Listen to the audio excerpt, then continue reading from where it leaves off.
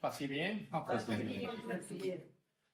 Vamos a empezar ahorita en estos momentos nuestras meditaciones en el nombre del Padre, del Hijo, del Espíritu Santo. Amén.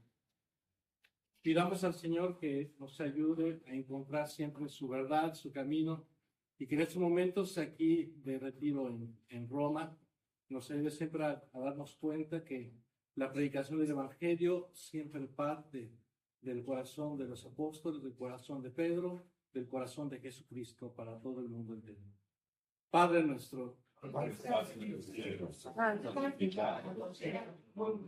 Venga a nosotros tu reino, hágase tu voluntad en la tierra como en el cielo. Danos hoy nuestro pan de cada día, perdona nuestras ofensas, como también nosotros perdonamos a los que nos deben. No nos dejes caer en tentación, y líbranos del mal. pidamos también la invocación de la Virgen María para que nos acompañe en estos momentos. Dios te salve María. Dios te salve, bendita eres entre todas, y bendito es el fruto de tu vientre. Santa María, Madre de Dios, ruega por nosotros pecadores, ahora y en la hora de nuestra muerte. Amén. Y todo lo que hagamos, lo hagamos en nombre del Padre, del Hijo y del Espíritu Santo. Amén. Puede sentarse.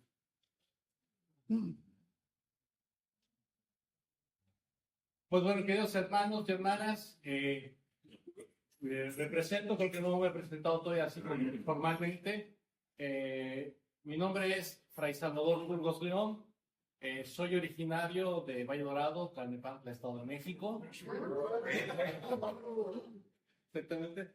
Al padre Carlos, precisamente lo conocí cuando fue vicario en Valle Dorado, cuando yo estaba en los grupos juveniles, dice que tocaba yo la guitarra. Yo lo sé, ¿verdad? Y él estaba apenas ordenado, exactamente. Y de hecho, puedo decir que fue mi acompañador, mi acompañante vocacional antes de tomar la decisión. Y bueno, pues él me invitó a platicarles un poco sobre la vida de San Francisco, compartir un poco de su vida espiritual. Yo creo que ustedes han oído hablar mucho de San Francisco. Sí. A lo mejor han leído alguna de las historias de San Francisco, alguna biografía. A lo mejor algunos de ustedes han leído también las flores, las famosas florecillas de San Francisco. A lo mejor algunos de ustedes creen que la oración de la paz es la oración de San Francisco, que no es cierto, pero bueno, es una oración con los valores franciscanos. Pero aquí lo más importante es empezar a darnos cuenta quién era San Francisco. San Francisco de Bernardone era un joven, como todos los jóvenes de su época. Tenía aspiraciones, tenía sueños, y unos sueños que eran muy grandes. Hoy un joven sueña con qué? Con tener un TikTok, ser un youtuber, ser un influencer, ganar mucho dinero, etcétera, etcétera. Ese es el sueño del joven del día de hoy. En el tiempo de Francisco, el influencer era un caballero. En el tiempo de Francisco, el TikTok era la armadura. En el tiempo de Francisco, el YouTube era saber todas las hazañas de caballería. Es decir, había una aspiración, aires de grandeza a través de la milicia, a través de la caballería. Y eso era lo importante para todos los jóvenes de su época.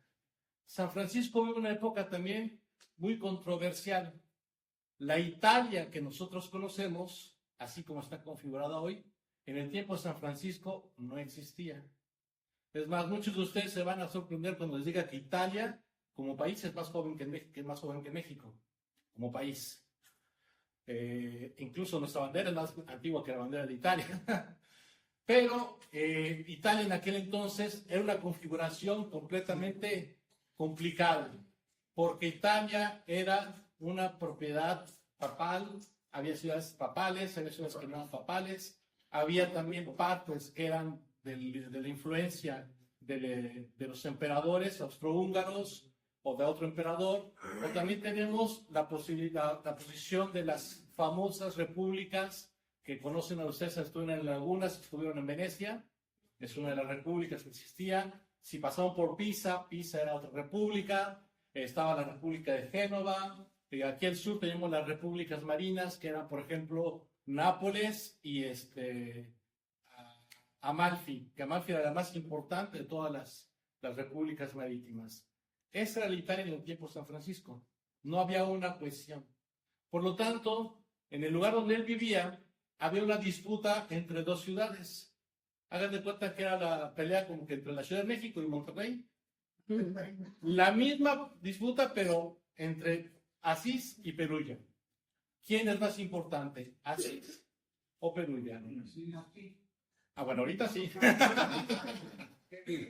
En el tiempo de San Francisco, Perugia era más importante.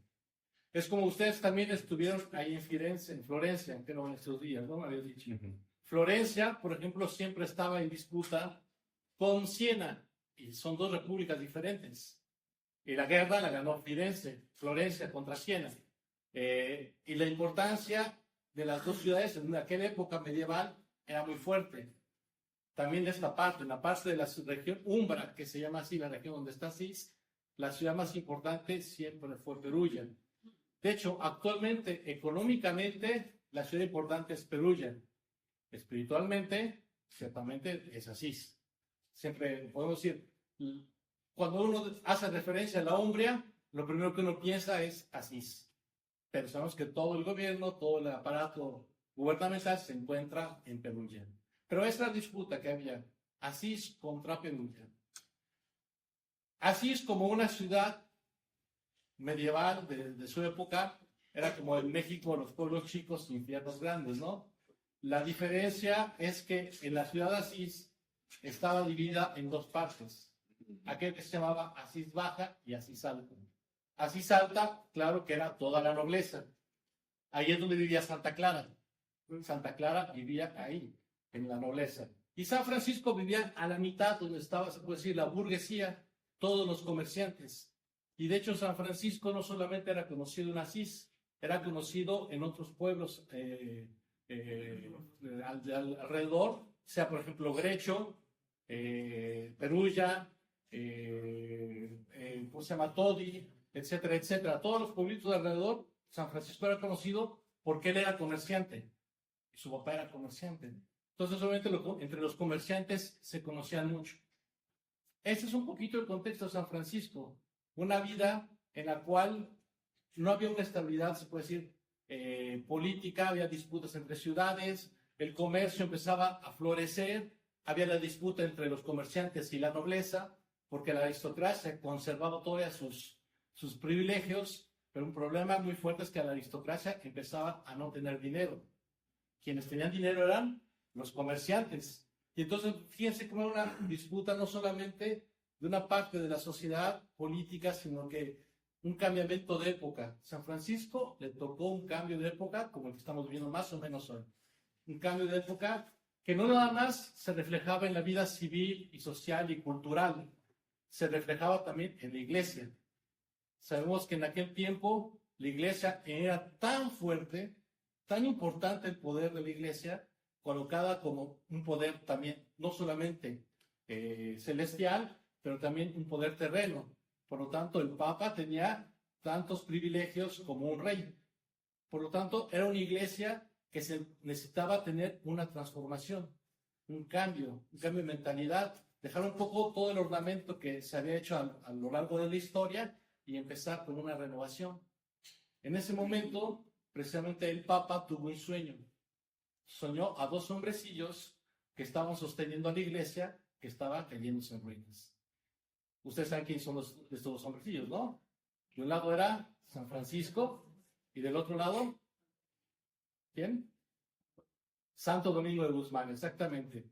Santo Domingo de Guzmán y San Francisco son contemporáneos. De hecho, la leyenda dice que los dominicos nos regalaron la cuerda a nosotros los frailes y que nosotros les dimos el cinturón. Eso es lo que dice la leyenda. Pero no sé, habría que preguntarle a San Francisco cuando lleguemos al reino de los cielos. Pero es algo menos importante. Aquí lo importante es que hay una renovación dentro de la iglesia en un momento que se necesitaba. Dos hombres que nacieron presentes para esta renovación. San Francisco quería ser primero un grande caballero y en su camino de ser un grande caballero en la disputa de la guerra entre Asís y Perugia, cayó prisionero. Mientras estuvo prisionero, coincidió que alguien le dio los evangelios en lengua no italiana, era una lengua vernácula, una especie de latín umbro, que no era verdaderamente un latín umbro, pero no era latín exactamente. En aquel entonces también vale mencionar que había grupos heréticos, iglesias que buscaban otra manera de vivir. Se llaman los famosos pobres de Durando, que era una secta que buscaba vivir una pobreza extrema, que actualmente ya no existe. Estaban también los cátaros, por otra parte. Y también está la iglesia Valdés, que esa iglesia actualmente todavía existe, aquí en Italia nada más. Que precisamente lo que buscaban era una renovación de la iglesia. Y presente un miembro de los pobres de Durando, fue el que le dio a San Francisco los evangelios en lengua vernácula. En aquel entonces, quien no leía la Biblia en latín era un hereje. Entonces, San Francisco ya a escondidas en la prisión leía los evangelios. Después viene el momento de la enfermedad de San Francisco, que la enfermedad tiene varias revelaciones. Puede darse cuenta que lo que él estaba buscando no era verdaderamente ser un grande personaje. Se empieza a dar cuenta de los desastres de la guerra, se empieza a dar cuenta de las miserias de la humanidad. Y de repente, pues bueno, regresa a su casa y aquello que él comenzaba a odiar, o que él odiaba antes, que era, por ejemplo, los leprosos, los empieza a ver de una manera diferente. Y San Francisco tuvo ahí presente la iluminación en la cual dice, yo tengo que tener una vida distinta en este mundo. Y es cuando él empieza a buscar respuestas a su vida. Y llega el momento crucial, se puede decir, uno de los primeros momentos cruciales, que es cuando San Francisco se va a despojar de sus vestiduras. Se despoja de sus vestiduras y se da regresa a su padre, delante del obispo. Aquí vale meter una pregunta a cada uno de nosotros, como parte del retiro. ¿De qué se trata el despojarse? Piensen ustedes, ¿de qué se trata el despojarse? San Francisco lo hizo de manera material, se desnudó. Pero para nosotros, ¿qué significaría despojarse? Recordando que también San Francisco, todos sus bienes agarró y los aventó por la ventana, incluyendo los de papá. Por eso lo llevó a ser juiciado por el obispo. Y entonces, él quiso vivir una pobreza extrema. Nosotros, hoy, ¿cómo podemos vivir esa pobreza? Y es precisamente lo que nos invita siempre San Francisco a descubrir qué es lo que nos está atando en este mundo. Cuando leemos, por ejemplo, la regla de la orden franciscana, la regla empieza, la regla y vida de los hermanos menores es esta, a saber, vivir el santo evangelio de nuestro Señor Jesucristo. Ya, para empezar, ya cuando decimos vivir el santo evangelio de nuestro Señor Jesucristo, ya es algo complicado. No dice, los frailes van a vivir en medio de los leprosos, o sea, no hay una tarea específica. Bueno, sí hay una tarea específica del Santo Evangelio, pero el Santo Evangelio ustedes saben que es un abanico de posibilidades. Pero sí da una instrucción concreta, vivir el Santo Evangelio de nuestro Señor Jesucristo en castidad, sin propio y en obediencia. Al decir sin propio, se está refiriendo a la pobreza. Pero fíjense, dice impropio. Es decir, este micrófono está aquí, pero no es mío. Está para uso de los demás. Es decir, no apegarse a las cosas materiales. Ver las cosas con libertad. Y eso era lo importante de San Francisco, que él sabía despojarse de todo. A veces nosotros, si no salimos de casa con este aparatito, no nos sentimos felices. Y hasta nos regresamos. Vamos a la mitad del camino, regrésate porque olvidé el teléfono. Y llegamos a algún lugar y si llegamos sin el teléfono, hasta me siento vacío, ¿no? Siento que algo me falta, ¿no? Me siento raro. Y ya estamos atados, por ejemplo, a un medio de comunicación. Y eso es una de las cosas que San Francisco dice, tenemos que saber despojarnos.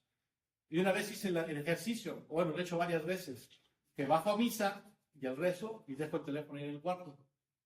Porque a veces uno está ahí en la misa, en el teléfono, eso no el teléfono, y ¿qué será? ¿Quién me habrá escrito? Y luego, como también aparte, aquí en la casa, soy indicado en la casa, luego suele suceder que un fraile no llega a la misa donde tenía que llegar, y entonces estoy así con la presión, ¿y la misa? Que yo debo vivir. Entonces, es por eso que hay que despojarnos de todas las cosas. San Francisco se despojó de todo, que incluso al final de su vida, él pidió que lo pusieran en tierra, desnudo. Y llegó el guardián y le puso simplemente un hábito arriba, que era un hábito prestado, diciéndole: Francisco, hasta en la muerte fuiste pobre. No sé qué es un guardián. El guardián, ok. El guardián es el superior de la casa. Entonces, bueno, los franciscanos tenemos una configuración un poco diferente a otras congregaciones. Cada congregación tiene su configuración, pero a nivel general, por ejemplo, las congregaciones monásticas es el prior o el superior, y luego viene el viceprior, etcétera, etcétera. Tienen toda una escala de jerarquía. Por ejemplo, los jesuitas es el general, o también se llama el propósito, pero es el general, se llama así. Para nosotros, el que es el dirigente es el ministro. ¿Por qué ministro? El ministro es el quien da un servicio a nosotros. Ese es el sentido original de la palabra ministro. Ya sabemos que nosotros los hombres utilizamos ministro para el ministro de la educación, el ministro de esto, ya es una posición de privilegio. Pero en el tiempo de San Francisco, decir ministro es alguien que administra un bien. Entonces el ministro viene siendo el responsable. Claro, como somos una orden a nivel mundial, está el ministro general, que se llama Massimo Fusarelli, que es un italiano. Él vive aquí en esta casa. Tiene un vicario, que se dice el vicario general, que se llama Ignacio Ceja, y es mexicano también, de la provincia de Jalisco. Después, pues obviamente está el guardián de la casa. El guardián de la casa es el responsable de aquí de la comunidad general, de la casa. Él es un polaco que se llama Matías, y bueno, el vicario soy yo en este caso, el que estoy abajo del guardián. Pero no son puestos de privilegio, son puestos de servicio. Los que, se puede decir, nos llevamos la soga más fuerte somos nosotros, precisamente, porque debemos ayudar a los hermanos a vivir presente el carisma. Y eso es lo importante. Y entonces el guardián de San Francisco le puso precisamente ese hábito, diciéndole: mira, Francisco, hasta en la muerte fuiste pobre, pobre, pobre en medio de los pobres. Y esta es una invitación siempre a saber, como les dije, despegarnos de nosotros mismos. ¿Qué piensan ustedes de qué es lo que tenemos que dejar en nuestra vida? No pensemos ahorita en el teléfono celular, porque yo sé que ahorita lo traen todos. Pero piensen ahorita, piensen cada uno de ustedes en su interior. ¿Qué necesito dejar ahorita en mi vida para darle un espacio al Señor? ¿Qué es lo que necesito dejar? Puede ser un vicio, puede ser una afición a algo, pues que sea muy aficionado al fútbol y pues tengo que olvidarme de las águilas. Puede ser que sea muy adepto a comer algo y pues lo tengo que dejar también, incluso hasta por la salud. O que es algo que concretamente yo digo: esta situación concreta de mi vida no me deja vivir verdaderamente el Evangelio. Pensemos.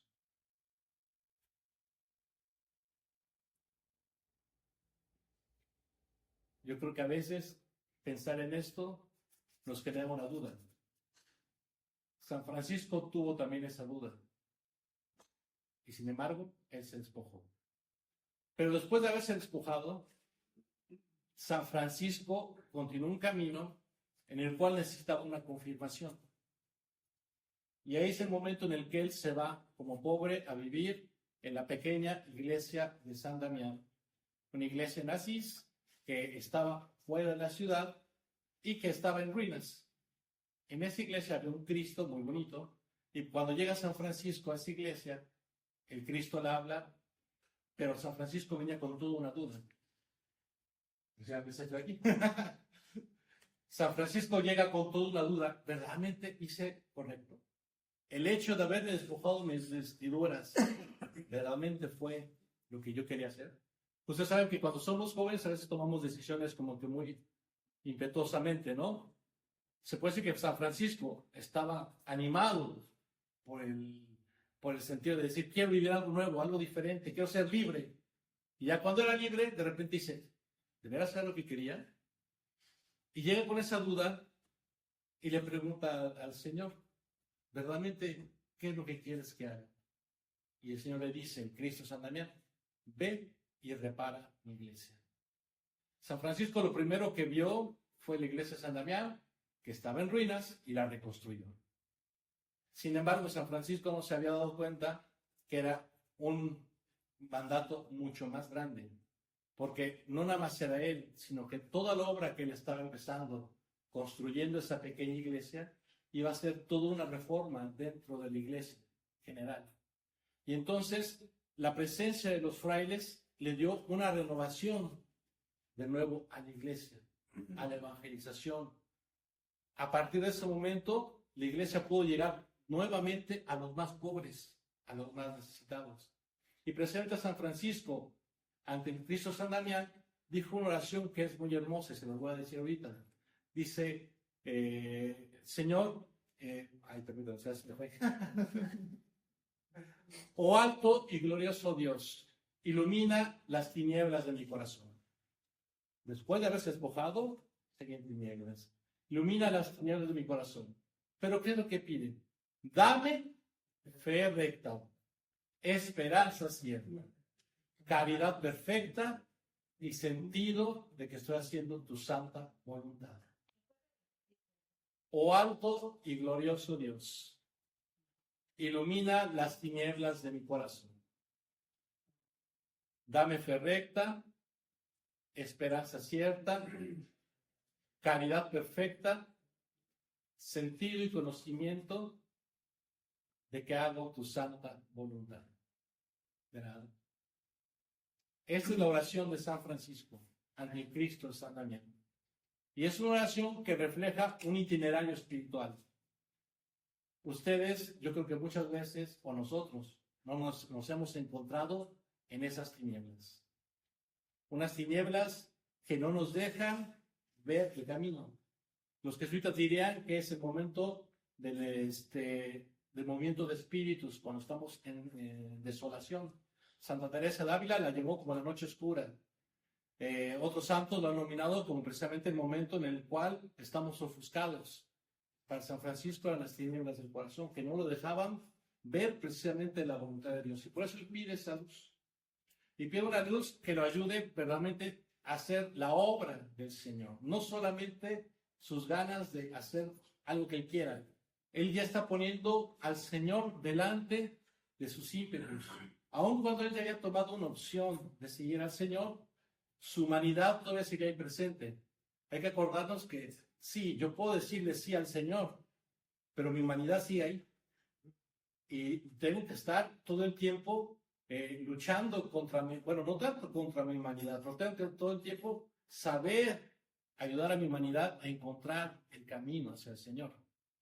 San Francisco buscó alguna manera que era de una penitencia, un ascetismo muy fuerte, pero sin embargo, él lo que buscaba era que no fuera él el que hiciera las cosas, sino que fuera Dios. Tantos sacerdotes antes de comenzar su homilía, precisamente rezan una pequeña oración que dicen, no yo, sino tú, Señor.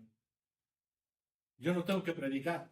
Bueno, o sea, yo te presto mis labios, te presto mi boca, te presto mi corazón, te presto mi mente, te presto mi ser, pero que no sea yo el que predique. Tienes que predicar tú. Y en este caso, San Francisco también lo que quería, que no sea mi ímpetu de ser un grande caballero, ora a la manera de Dios, sino que al contrario, ser pequeño y humilde ante todos los hombres. Pero además San Francisco siempre añade, como tú lo fuiste. Y San Francisco siempre, si ustedes empiezan a leer un poquito de la vida de San Francisco, cuando él se refiere a la pobreza, siempre va a decir, como tú lo fuiste. ¿Hablando a quién? A Jesús. Yo quiero ser pobre como tú lo fuiste. Quiero vivir humilde como tú lo viviste. Quiero hacer la obra del Señor como tú le hiciste. No yo, sino tú. Y por eso también San Francisco se ganó el título de Laudetur Christus, porque precisamente quería vivir siempre a la manera de Cristo. Para él, Cristo era todo. Cristo era todo. Un poco una frase que siempre comparte Padre Carlos, y que hasta cierto punto también la comparto yo, que es una citación de la Sacra Escritura que dice: Mihi Christus vivere est. Para mí la vida es Cristo. Y entonces San Francisco vivía esto. Para mí la vida es Cristo. Eso es lo único que tengo que hacer. Lo único que tengo que vivir. Y por eso él decía: mi Señor, mi bien y mi todo.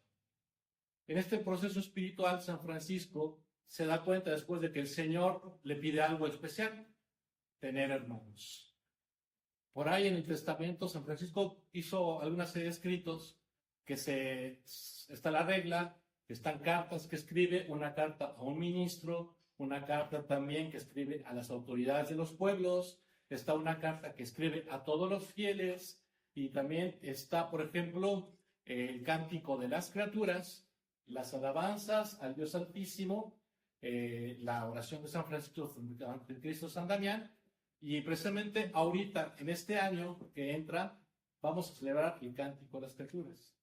En estos escritos, San Francisco siempre estaba invitando a todo el mundo precisamente a la alabanza de Dios y a servir a Dios, dependiendo las situaciones concretas de la vida. Cuando él escribe, por ejemplo, las autoridades de los pueblos, les escribe para decirles: atención, busquen hacer la voluntad del Señor de esta manera. Busquen hacer la voluntad del Señor sirviendo a los demás como Dios los ha servido a ustedes. Cuando le escribe a un ministro, le escribe para decirle: ánimo, no te desanimes, el servicio de ministro no es fácil, cuidar a los hermanos no es un servicio fácil. Cuando le escribe, por ejemplo, a todos los fieles, invita a todos los fieles precisamente a una alabanza plena al Señor. Y en esos escritos podemos ver cómo va el avance espiritual de San Francisco.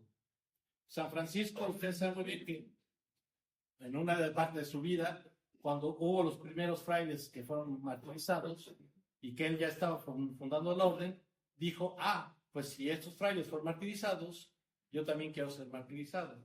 ¿Y qué hizo él? Vámonos a Egipto. Por coincidencia del destino no llegó a Egipto, llegó a Marruecos, y en Marruecos él también se entrevistó con el primo del sultán. No era el sultán, muchos dicen que era el sultán, pero realmente era el primo del sultán. Pero se le puede decir el sultán por la familia. Ese sultán, cuando vio a San Francisco, obviamente se sorprendió, porque San Francisco no llegó: ustedes son herejes y se van a morir.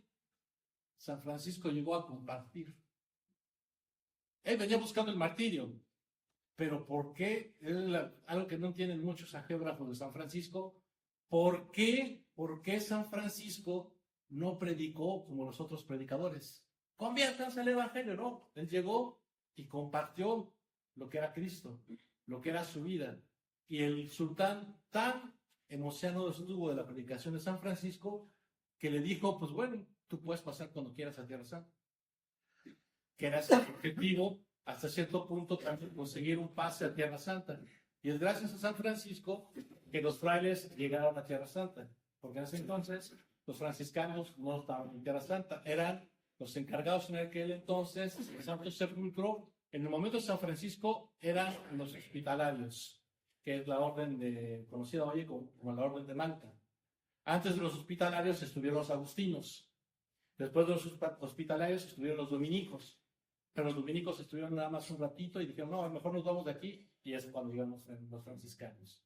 Y de esa manera San Francisco pudo llegar a Tierra Santa. Él no llegó hasta Jerusalén, nada más llegó hasta el pueblo que se llama San Juan de Acre, y en San Juan de Acre llega un fraile que estaba ahí esperándolo ahí a San Francisco, y le dice: ¿qué crees, Francisco? Que tus hermanos están peleando. El sentido humano de que los hermanos empezaron a pelearse entre ellos, ¿no? Es decir, tenemos que tener grandes conventos, tenemos que tener grandes abadías, y San Francisco llega: no, nosotros tenemos que vivir en pobreza.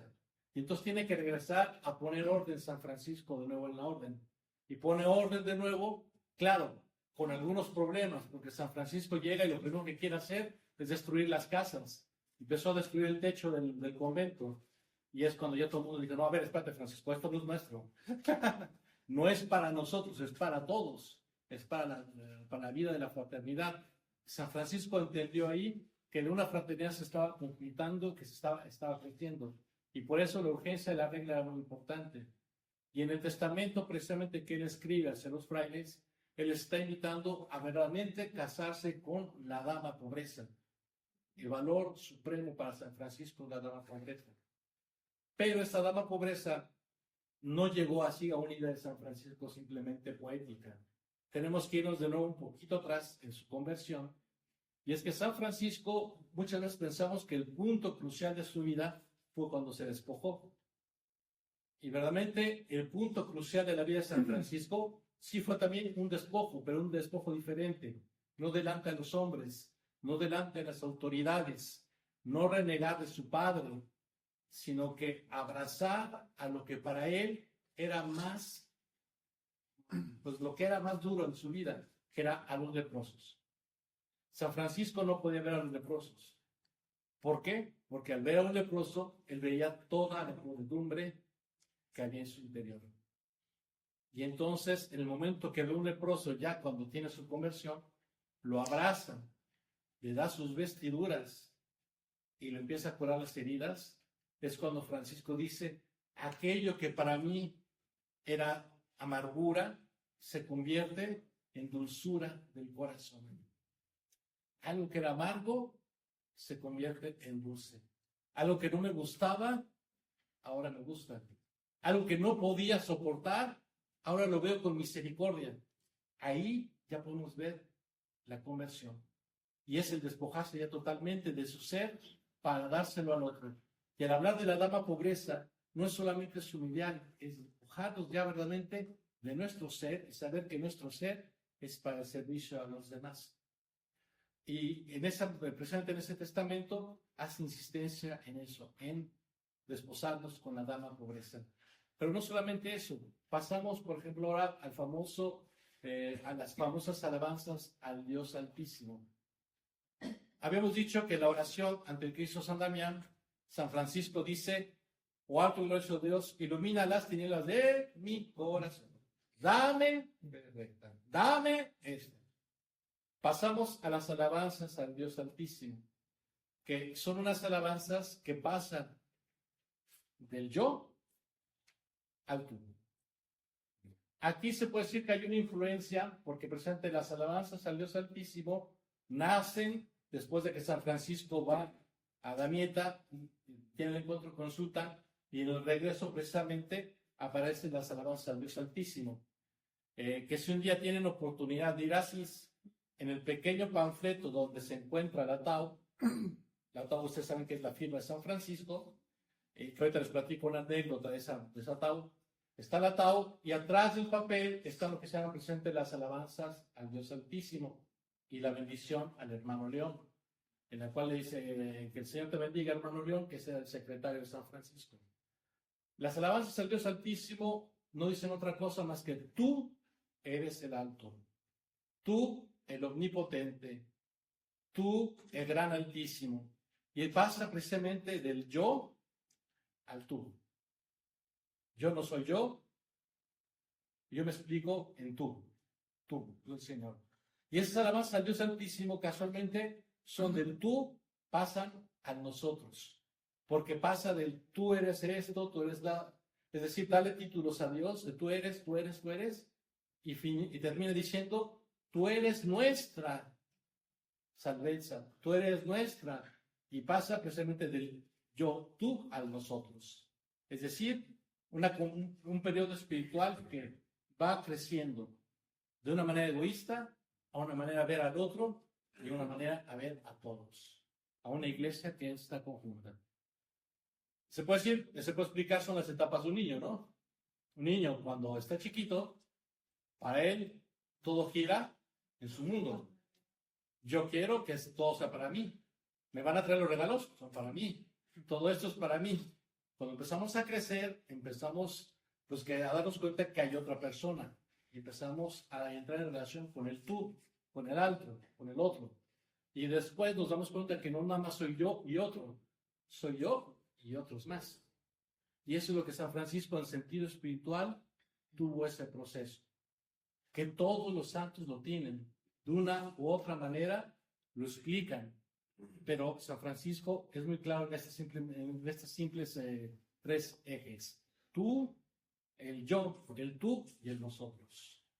Y precisamente en el nosotros con San Francisco, terminando el Cántico de las Criaturas, compone la última frase y muere componiendo la última frase. Y precisamente en estos últimos años hemos estado celebrando lo que se llama los centenarios franciscanos. ¿Qué son los centenarios franciscanos? Centenarios en un solo centenario, vamos a decirlo así. Porque es una sola celebración de 3, 4 años, celebrando algunos centenarios. El primer año celebramos la aprobación de la regla y Navidad en derecho.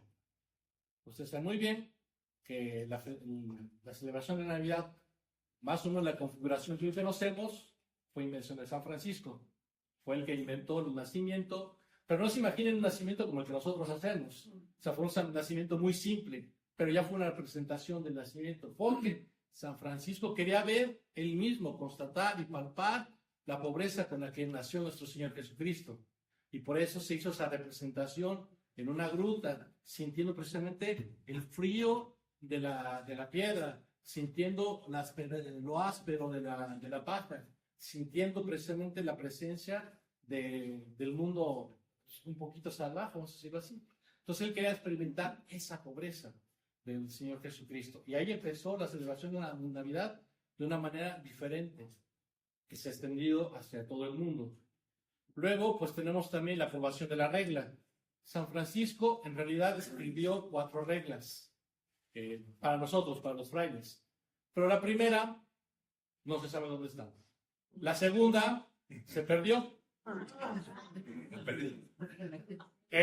La perdieron. Porque San Francisco, cuando estaba escribiendo la regla, pues baja con sus hermanos y le dice, aquí está la regla, revísenla. Y al día siguiente baja San Francisco y ¿qué dice la regla? ¿Cuál regla, Francisco? Y pues se rumora que la quemaron los frailes. Viene la siguiente regla, que es la que conocemos como ya la primera regla, o como la regla no bulada, o sea, no autorizada, que es una regla de 24 capítulos, que realmente es una regla muy, muy exigente, y que pues la misma Roma del entonces dijo, a ver, Francisco, sí, se necesita una regla, pero bájale 2 rayitas, nada más. Y entonces San Francisco escribió otra regla, que ya es la regla actual, la regla bulada, y que verdaderamente, a final de cuentas, contiene lo que quería que contuviera. Capítulo 1, que decía, los frailes tienen que vivir el santo evangelio de nuestro Señor Jesucristo. Eso es lo que San Francisco no quería que se olvidara. No tenía que empezar con ninguna norma jurídica, sino que simplemente vivir el santo evangelio de nuestro Señor Jesucristo. Era lo que San Francisco quería, que los frailes vivan el santo evangelio. Y después precisamente se termina de cómo ir a predicar el evangelio a los sarracenos y a otros infieles. En aquel entonces se ponía concretamente sarracenos, pero actualmente si San Francisco hubiese escrito en la regla, pondría la misión a gentes, o sea, la misión hacia todo el mundo, hacia toda la gente, y que precisamente gracias a su experiencia y a los periodos del orden, él se dio cuenta que los frailes tenían que prepararse para ir a la misión, porque los primeros frailes que mandó a la misión, los mandó sin preparación, así como que váyanse y a ver cómo les va, y pues solamente les fue muy mal en la primera misión. Y entonces San Francisco dijo, se tienen que preparar los hermanos. Y en base a esta preparación, pues precisamente la regla termina con eso. Los hermanos se tienen que preparar. Y ahí es donde podemos ver que la regla es el tercer escrito, es el escrito jurídico que nos rige a nosotros como frailes. Y podemos decir que la regla es un grande contenido espiritual. No como la primera, pero la segunda también tiene un grande contenido espiritual, y que si ustedes tienen un momento la oportunidad de leerla, la pueden leer, A lo mejor se les hace un poquito cansado, pero van a ver que en el capítulo 5 o 6 hay instrucciones espirituales que son realmente de gran fuerza para todos nosotros. Y bueno, ya llevamos casi 45 minutos y yo creo que ya el cuerpo empieza a decir, tenemos que descansar un poquito. Por favor, nos ponemos todos de pie. Y a ver, vamos a cantar algo de animación por ahí. Ahí traen guitarrita, vamos a cantar algo. O te prestan el... O me prestan la guitarra, pero ya no me acuerdo de cantar.